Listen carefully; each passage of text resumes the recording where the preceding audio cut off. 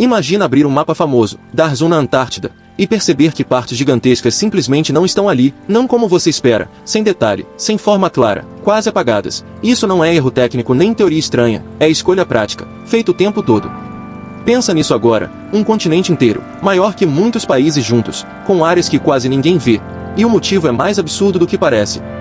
Agora pensa comigo no mapa que você mais usa, aquele do celular, do computador, do carro. A galera descobriu que ele não foi feito para mostrar o mundo completo, ele foi feito para mostrar o mundo útil: estradas, rotas, cidades, costas navegáveis, pontos de interesse. É isso que importa para a maioria das pessoas. E quando você chega na Antártida, quase nada disso existe. Olha o que rolou. Os mapas mais populares simplificam tudo ao máximo porque detalhar cada quilômetro daquele continente não traz retorno prático imediato. Regiões sem aeroportos, sem bases próximas, sem circulação humana frequente simplesmente viram manchas genéricas, superfícies lisas, contornos aproximados. Imagina só, não é que alguém apagou de propósito, é que ninguém teve motivo suficiente para gastar tempo, dinheiro e risco mapeando tudo com o mesmo nível de detalhe que uma cidade.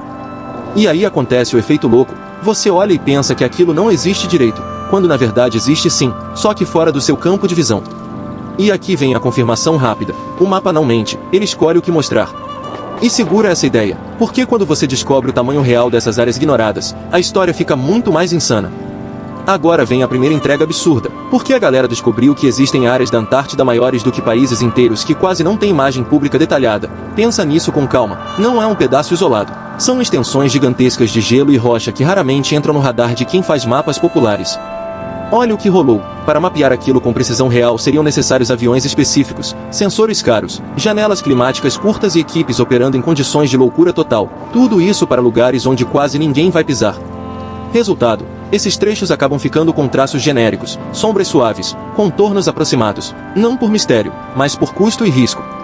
E é aqui que a ficha cai. O mundo que aparece no seu aplicativo é um mundo que vale a pena ser mostrado para o uso diário. O resto fica para depois, às vezes para muito depois. Imagina só o impacto disso. Você navega por um mapa acreditando que está vendo tudo, quando na verdade está vendo um recorte escolhido. Essa é a revelação insana. A Antártida tem vazios maiores do que muitos países, e eles são ignorados porque não são prioridade operacional. Você já sabia dessa loucura? Deixa o like que tem mais vindo aí, porque quando a gente entra em como esses mapas são feitos, a estranheza só aumenta. E segura, porque no próximo passo você vai entender que em algumas regiões, o mapa não passa de uma aposta bem calculada. Agora imagina descobrir que, em certas partes da Antártida, o mapa não é exatamente um retrato fiel, ele é uma aproximação inteligente. A galera percebeu que em regiões extremamente remotas os dados vêm de medições antigas, sobrevoos espaçados e leituras indiretas do relevo sob o gelo. Então o que aparece na tela é o melhor palpite possível dentro do que foi viável coletar. Pensa nisso, gelo com quilômetros de espessura, tempestades constantes, janelas curtas de operação, qualquer erro vira atraso ou prejuízo enorme, então os mapas acabam sendo construídos com camadas de informação incompletas, ajustadas ao longo do tempo.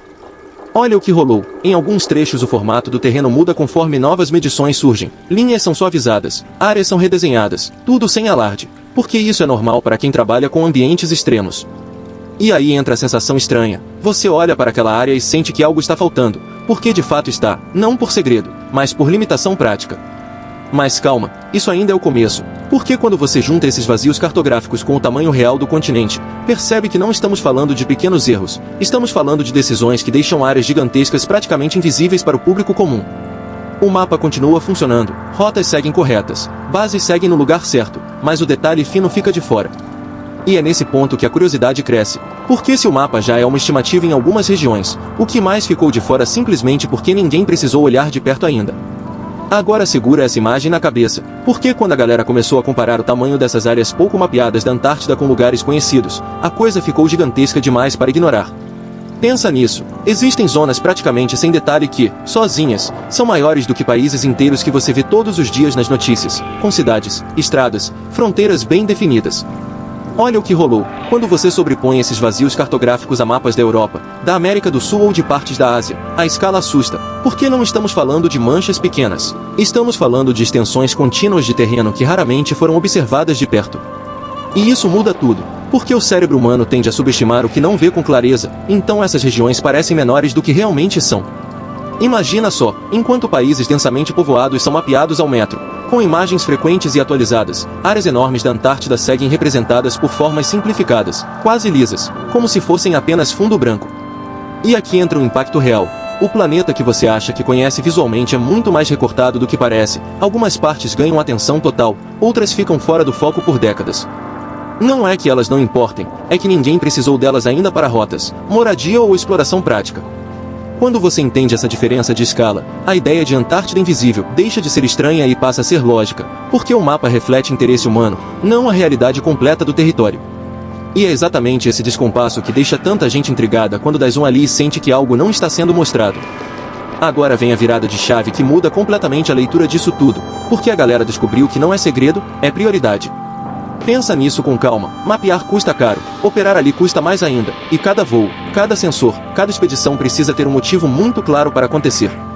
Olha o que rolou. Instituições científicas, equipes logísticas e governos focam onde existe retorno mensurável, dados climáticos relevantes, risco imediato ou interesse estratégico prático. Onde isso não existe, o esforço simplesmente não entra na lista. E aí acontece algo que parece estranho para quem olha de fora. O mapa fica vazio, mas não porque alguém decidiu esconder, e sim porque ninguém decidiu investir. Imagina só o contraste. Uma área próxima de bases, rotas aéreas ou pesquisas contínuas recebe atenção constante, já regiões afastadas de qualquer operação ficam anos sem nova coleta detalhada. É uma escolha fria, técnica, feita o tempo todo. E isso explica por que certas partes da Antártida parecem congeladas no tempo também nos mapas. Não houve atualização porque não houve necessidade operacional. A loucura total é perceber que o planeta não é documentado de forma igual, ele é documentado por demanda. Quando a prioridade muda, o mapa muda junto. Quando não muda, ele fica como está. E aqui entra o detalhe que vira tudo de cabeça para baixo. Essa lógica vale para praticamente todo o planeta, não só para o gelo. Oceanos profundos, desertos isolados, florestas densas, tudo passa pelo mesmo filtro silencioso. O mapa que você vê é um reflexo direto do interesse humano naquele ponto específico. Onde a gente rota o valor imediato, a detalhe, onde não há a simplificação. E quando você entende isso, a Antártida deixa de parecer um enigma e passa a ser o exemplo mais extremo de um padrão global que sempre esteve acontecendo sem chamar atenção. E é aqui que a perspectiva vira completamente. Porque quando você tira a Antártida do centro por um segundo, a galera percebeu que isso não acontece só lá, acontece no planeta inteiro. Pensa nisso, os oceanos profundos cobrem mais da metade da Terra e mesmo assim enormes áreas do fundo do mar nunca foram vistas diretamente, aparecem só como relevos aproximados, manchas suaves, superfícies genéricas. Olha o que rolou, desertos extensos, regiões polares do norte, florestas densas e montanhas inacessíveis passam exatamente pelo mesmo processo, se não a rota, cidade ou operação constante, o detalhe simplesmente não chega para o público. A Antártida chama atenção porque é fria, isolada e diferente, mas ela só escancara um mecanismo que já estava funcionando silenciosamente em todo lugar. Imagina só o impacto disso, você cresce achando que mapas mostram o mundo inteiro, quando na prática eles mostram o mundo que interessa no momento.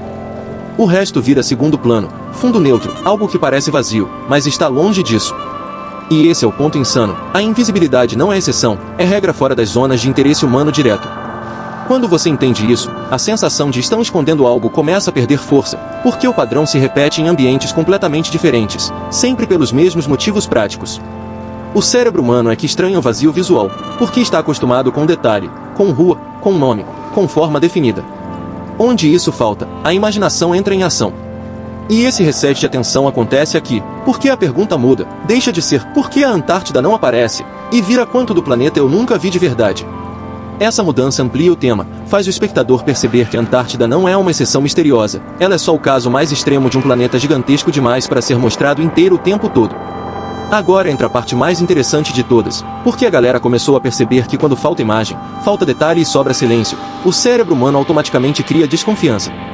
Pensa nisso, desde cedo a gente aprende que quanto mais informação, mais controle, então quando um lugar enorme aparece vazio no mapa, a sensação imediata é que algo está sendo omitido. Olha o que rolou, não é que alguém precise dizer, tem algo estranho aqui, o vazio já comunica isso sozinho.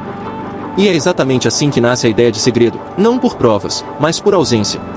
O cérebro odeia lacunas, ele quer preencher espaços, quer explicação, quer motivo, e quando não encontra, inventa possibilidades.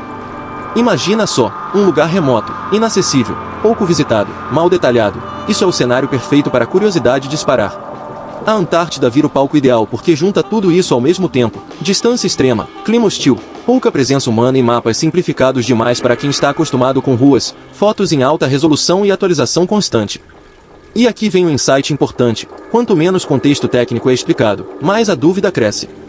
A galera descobriu que esse efeito acontece em qualquer área do conhecimento, não só em geografia, sempre que a informação é filtrada por praticidade. Quem está de fora sente que algo foi escondido, mesmo quando não foi. O mapa não foi feito para satisfazer curiosidade, ele foi feito para funcionar. O problema é que o público confunde utilidade com transparência total. Quando você entende isso, fica claro por que vídeos sobre lugares proibidos, zonas ocultas e regiões invisíveis chamam tanta atenção. Eles exploram uma falha natural da nossa percepção. Não é conspiração explícita, é psicologia básica. E nesse ponto do vídeo, a curiosidade muda de novo, porque o espectador passa a entender não só o mapa, mas o próprio impulso de suspeitar quando algo parece simples demais ou vazio demais. E é aqui que tudo se encaixa de vez, porque depois de passar por tudo isso, fica impossível olhar para um mapa do mesmo jeito. Pensa nisso, mapas nunca foram feitos para mostrar o planeta completo, eles sempre foram ferramentas, recortes funcionais do mundo, desenhados para servir a rotas, decisões e interesses específicos. A galera descobriu que a Antártida só parece invisível porque ela quase nunca é necessária para o funcionamento do dia a dia humano. Olha o que rolou, onde há pessoas, trânsito, economia ou pesquisa ativa, o detalhe aparece rápido, onde não há, o silêncio continua. E isso não significa ausência, significa falta de demanda. Imagina só quantas partes do planeta existem fora do seu campo visual, não porque alguém escondeu, mas porque ninguém precisou mostrar ainda. O insight final é esse: o mundo é grande demais para caber inteiro em um mapa que cabe no seu bolso. A Antártida vira símbolo desse limite, não de mistério, mas de escala. Quando você entende isso, a pergunta inicial muda completamente, deixa de ser o que estão escondendo lá, e vira o quanto do planeta eu nunca vou ver com detalhe. E essa é uma pergunta muito mais poderosa, porque ela não depende de segredo, depende de curiosidade. O planeta continua sendo gigantesco, complexo, cheio de zonas pouco explicadas, e isso não é uma falha do sistema, é uma consequência natural de tentar simplificar algo que nunca foi simples. No fim, o mapa mostra o mundo útil, não o mundo inteiro, e a Antártida é o lembrete mais extremo de que ainda existe muito mais terra do que aquilo que aparece na tela. Quando você fecha o mapa, essa ideia continua ali, incomodando um pouco, porque ela mostra que a sensação de controle que a gente tem é, na melhor das hipóteses, parcial.